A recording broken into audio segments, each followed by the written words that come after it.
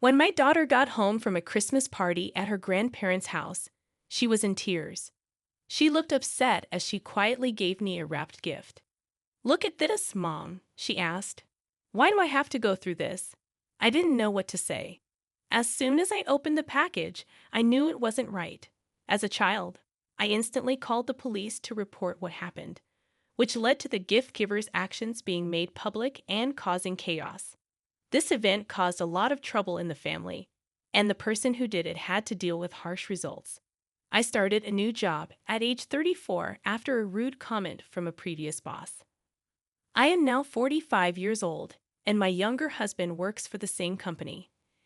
At my current job, skills are more important than age or gender, and my husband, who was my boss at the time, was very supportive. We got married right away and now have a sweet fourth-grade daughter who loves to read and is kind to everyone. However, I don't get along well with my husband's sister. Even though I get along well with my in-laws, she doesn't like that I'm older than my husband and makes fun of how quickly we got married.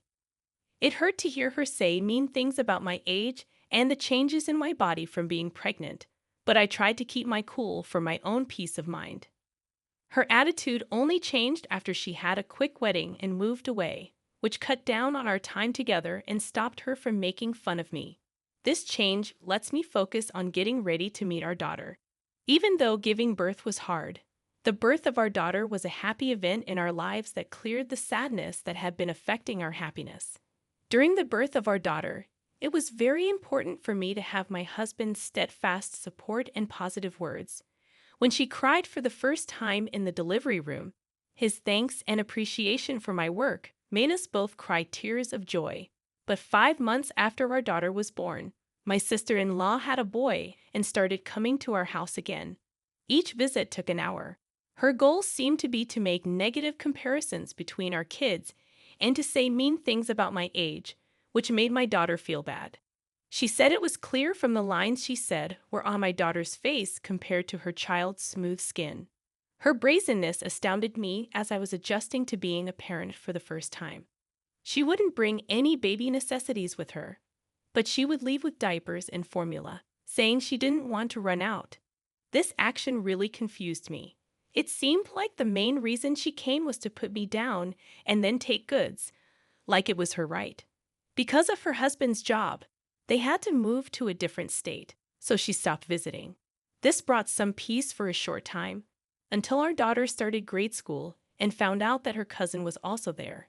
Even though our family relationships were tense, our daughter and her cousin became close friends.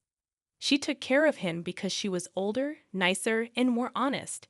He became well-liked by his friends. They were in the same class by the 3rd grade, and my daughter got praise for a reading review she did over the summer. It was even printed in the local newspaper. Family and friends were talking about this accomplishment, especially when I visited my in-laws. A lot of family members got together this time, maybe because my daughter got an award. But my sister-in-law seemed uneasy about the attention our family was getting. A woman claimed that it was unfair and said the famous book was meant for her son, even though the kids had already read both books and agreed to trade them. The fact that they chose which book report to write together was a team effort that my nephew liked. This event showed how the kids could share and help each other, which was very different from the adults' arguments and confusion. My nephew really liked the book my daughter read first, so she was kind and let him pick it out. When I told my sister-in-law this story, she wrongly thought I wrote the award-winning reflection for my daughter. She may have remembered that I liked writing books in college, which she probably got from my husband and didn't tell me. She was also spreading lies at school about me, saying that I had used my personal ties with the competition judges to give my daughter's entry an unfair edge. The spread of these false charges made my daughter so sad that she stopped enjoying reading, which she used to really enjoy. For me, this was the last blow. I couldn't stand to see her so down, both because of the lies being spread about me and because she was the target of mean-spirited rumors.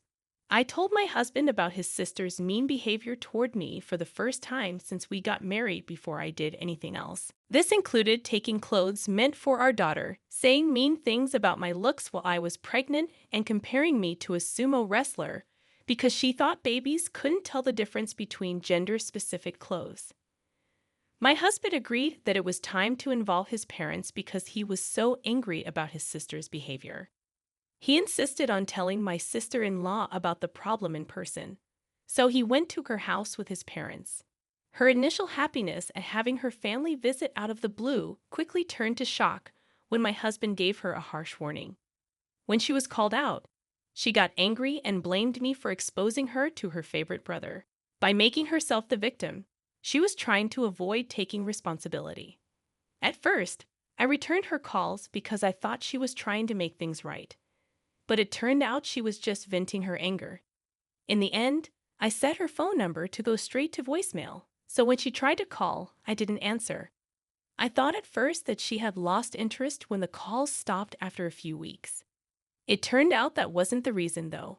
My in-laws hosted their first ever children's Christmas party in December, which made me wonder why they chose that month.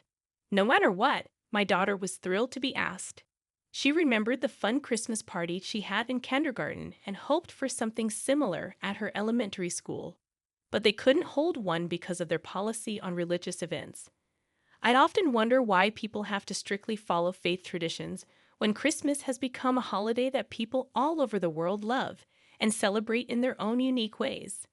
I've been noticing that some parents are very careful to keep their faith in mind when they talk about their kids.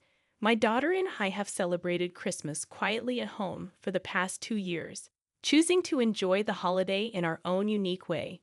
She really liked the gift swap, which was one of the best parts of our party. This year, my in-laws offered a straightforward budget of $11 for a gift exchange at their Christmas party. My daughter and I went on a little trip to a nearby huge shopping mall to look for the right gift. She finally chose one of her favorite picture books because she wanted to tell someone else about the story and how much it made her happy. On the day of the party, she left with the gift and went to my in-laws' house, which was only a short bus ride from our house. After telling my mother-in-law that she was coming, she offered to pick her up from the bus stop. Later, she called to let me know that my daughter had arrived safely, which temporarily eased my fears. But the peace didn't last long. After only 50 minutes, the sound of the front door opening on a weekday caught me off guard. My husband was at work, and I was working from home while my daughter was on winter break. The scene I saw when I got there broke my heart. My daughter crying by the door. She gave me a gift-wrapped bag that looked like the things inside would make sense of everything. I found a scary card written in red ink inside the bag, along with a newspaper with her reading reflection torn into pieces. The card warned us not to be too cocky, or we might end up like the mutilated stuffed animal inside the bag, which was cut up and stained with red ink to look like blood. This upsetting act was not at all a harmless joke. When my daughter informed me that my sister-in-law had made this ominous gift, I was shocked. People agreed that adults would not bring gifts to the party because it was supposed to be a happy, kid-focused event. Still, even though I wasn't going with my daughter to the party, I was shocked to find out that my sister-in-law was there and did something horrible to my daughter. If my mother-in-law knew that her daughter was there, she would have told me because she always asked that we tell her about any problems her daughter caused. This misunderstanding upset me and showed that someone was trying to hurt us on purpose. But my mother-in-law didn't know about it. When my daughter got home from school, she was upset. I told her she should tell her grandma what happened. But before she could, my aunt spoke up and said that she hadn't called for her, and that only kids from Christian schools were welcome. When my daughter asked me what a mission school was, I didn't know what to say. A family member was recently accepted into a mission school, which caused a lot of talk in the family. My sister-in-law's son went to a Christian kindergarten. We had heard of family members who didn't know they had ties to these kinds of schools until they started going. We made a different choice. For our daughter, we chose a neighborhood kindergarten and a public grade school. It looked like my sister-in-law used this as another chance to put down my daughter. The frightening gift my daughter got made me very angry, so I hurried to the police station and made it clear how serious the threat was. Even though the police didn't want to get involved at first and said it should be handled as a family problem, luckily a female officer saw how serious the situation was. She understood our fear and promised to visit my sister-in-law that evening with a warning. She knew that threats and violence within families are crimes that need to be reported. I told my angry husband about what happened during the day when he got home. He spoke out against his sister's mean behavior and called his parents, who were holding the Christmas party, but said they didn't know about it. They thought my sister-in-law might have broken in through a back door that wasn't locked while my mother-in-law was busy with other things. The little kids in the family were given the party to plan. After the police officer gave my sister-in-law a harsh warning about what would happen if she didn't change, my in-laws, worried that she might have done something wrong, called a family meeting to talk about it. My sister-in-law and her husband showed up late to the meeting at my in-laws' house. She was clearly upset and not sorry about the police presence, and her husband didn't seem to know what the meeting was for. This situation made the problem seem even worse, which led the family to talk about how to move forward and deal with the root problems. When the husband of my sister-in-law's sister finally found out what his wife had done to our family, he was shocked. Before that, he had no idea how bad things were. When he apologized to us, he seemed truly sorry, which was very different from my sister-in-law, who stayed stubborn and refused to say sorry. Everyone remained silent as she argued that the fact that the police did not arrest her proved her innocence, which was difficult for us to comprehend. Surprisingly, he told her he was going to divorce her. No one saw any outward signs of trouble in their marriage, so this news shocked everyone. He gave a history of putting up with her behavior, which had gone from ignoring housework and child care to making people afraid because she wasn't paying attention. Her concern with how she looked led her to make a lot of moves that weren't necessary. She didn't do these things because it was necessary for her job. Rather, she did them because she was vain and wanted to maintain a certain social status. She often said that their moves were okay because she had high hopes for their son. For example, she tried to get him into fancy kindergartens but failed, which made her feel even worse about herself. In the end, they chose a public school because that's what their son wanted. Even though his wife didn't want to at first, her father supported the choice. The husband's decision to divorce her wasn't a spontaneous one. Rather, it was the result of years of resentment that her most recent abuse had exacerbated. When she heard about the divorce, my sister-in-law was caught off guard. She tried to say sorry, but it was weak and seemed like a last-ditch effort to fix things by saying they were just jokes or pranks. But her actions, especially the mean message she sent to a child, were too serious to be laughed off. This kind of behavior, which could make even adults scared, was unacceptable and showed how trust had been broken in the family forever. I talked to her about it and pointed out how different her actions were from what a caring mom would do.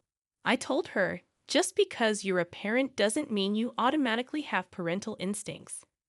I meant to show that her behavior was very different from what someone in that job should do. When my husband saw her crying, he told her very clearly that crying wasn't going to help. She shouldn't think that pity will make people forgive her, especially since she is old. She kept crying even though she didn't do anything wrong and wondered why she was being blamed. She even said that the family didn't like me because I was married to her brother, which made it sound like the problem was with me being older than her. The fact that she didn't understand how bad her actions were left us all speechless. My husband was especially shocked that she didn't get it. There was a lot of unsolved stress in the room, so the conversation stopped all of a sudden. Her husband had to take her home. She refused to accept responsibility for her errors, which harmed the divorce process later. It wasn't until her son told her the truth about the Christmas party that things changed, and she reluctantly agreed to the divorce. Her son told his friends about the scary gift exchange he saw, especially the upsetting picture of a stuffed animal that was smashed and stained with red that looked like blood. People at school heard about this statement very quickly, which made both teachers and parents worried. After this news came out, it was hard for my daughter to go back to school. The event And the rumors that connected her to her cousin's story made her feel down. People started to guess what link there was between her absence and what happened at the Christmas party, which showed how one careless action can change the lives of many people. I had thought that everything could have been taken care of quietly so that my daughter could go back to school when she was ready. When her cousin told her about the upsetting event, it wasn't to make her laugh.